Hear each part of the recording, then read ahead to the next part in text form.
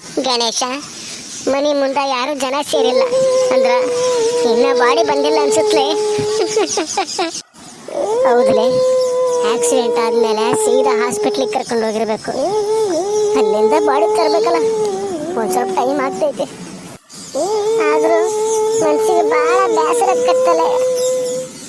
ಸ್ವಲ್ಪ ಹೊತ್ತಿಗೆ ಮುಂಚೆ ನಮ್ ಕೂಡ ಇದ್ದ ದೋಸ್ತ ಕುಡಿದು ಮಾತಾಡ್ಕೊಂಡು ನಮ್ ಜೊತೆ ಆಡಿಕೆ ಅಂತ ನಕ್ಕಂತ ಇದ್ದ.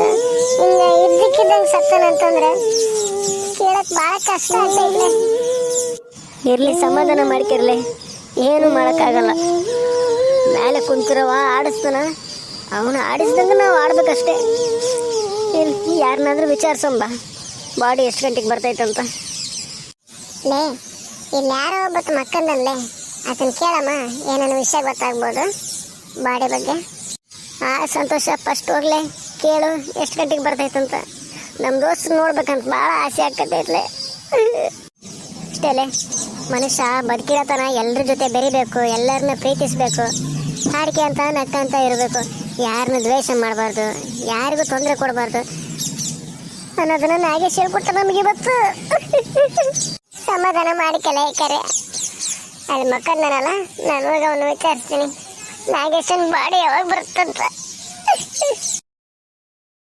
ಅಣ್ಣರೇ, ಓ ಅಣ್ಣರೇ, ಅಣ್ಣ ಇದ್ದಲ್ರಿ? ಏನಪ್ಪ ತಮ್ಮ, ಏನಾಗ್ಬೇಕಿತ್ತು? ಮಕ್ಕಂಡವ್ರು ನೆನ್ಸಿದಲ್ಲ, ಏನ್ ವಿಷಯ? ಅಣ್ಣ ಅದೇ ಬಾಡಿ ರೀ. ಲೇ ಹುಚ್ಚ, ನಾ ಏನ್ ಬಾಡಿ ಮಾರೋನ್ ಕಂಡಂಗ್ ಕಾಣ್ತೀನಿ ನಿನಗೆ? ಅಲ್ರಿ ಅಣ್ಣ, ನಿಮ್ ಬಾಡಿ ಅಲ್ಲ. ಅಲ್ಲ ಅಣ್ಣ, ಇಲ್ಲಿ ಮುಂದೆ ಮನೆ ನಾಗೇಶ ಅವನು ಸತ್ನಂತಲ್ರಿ, ಅವನ ಬಾಡಿ ಯಾವಾಗ ಬರ್ತೈತ್ರಿ? ನಾಗೇಶ್ ಸತ್ನ ಯಾವಾಗ? ಈಗಷ್ಟೇ ಫೋನ್ ಬಂದಿತ್ರಿ ಅಣ್ಣ, ನಾಗೇಶ್ಗ ಆಕ್ಸಿಡೆಂಟ್ ಆಗೈತಿ, ಅವ ನಮ್ಮನ್ನೆಲ್ಲ ಬಿಟ್ಟು ಹೋದ, ಸತ್ತ ಅಂತ ಹೇಳಿದ್ರು. ಏನ್ ಹೇಳಕತ್ತಿ ಹುಚ್ಚ? ಈಗ 5 ನಿಮಿಷ ಆಯ್ತಾ ಅವನ ಜೊತೆ ಮಾತಾಡಿ ನನಗ ತಲೆ ಗುಳ ಬಡಕತ್ತಲ್ಲ, ಕನ್ಫ್ಯೂಸ್ ಮಾಡಿಡಕತ್ತಪ್ಪ ನೀನು.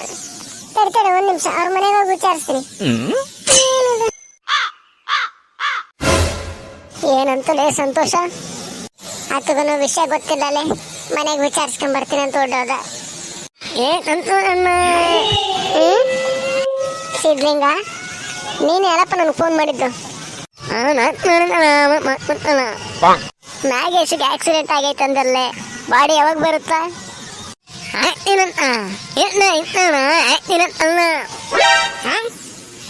ಮೊದಲೇ ಟೆನ್ಷನ್ ಆಗಿದ್ದೀವಿ, ಸ್ವಲ್ಪ ಸ್ಪಷ್ಟವಾಗಿ ಹೇಳಲೆ.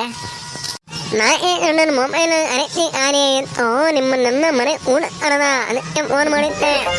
ಅವನ ಮೊಬೈಲ್ನ ಕರೆನ್ಸಿ ಕಾಲಾಗಿತ್ತಾ? ಮುಂದೆ ಹೇಳಪ್ಪ ಗಣಮಗ. ಅದಕ್ಕೆ ನನಗೆ ಹೇಳದ, ನಮ್ಮ ಹೆಣ್ಣಿಗೆ ಫೋನ್ ಮಾಡಿ ಊಟ ಮನೆಗೆ ಹೇಳು ಅಂತ. ನಮ್ಮನ್ನೆಲ್ಲ ಮನೆ ಊಟಕ್ಕೆ ಕರಿ ಅಂತ ನಿನಗೆ ಹೇಳಿದ್ನ? ಏನೇನು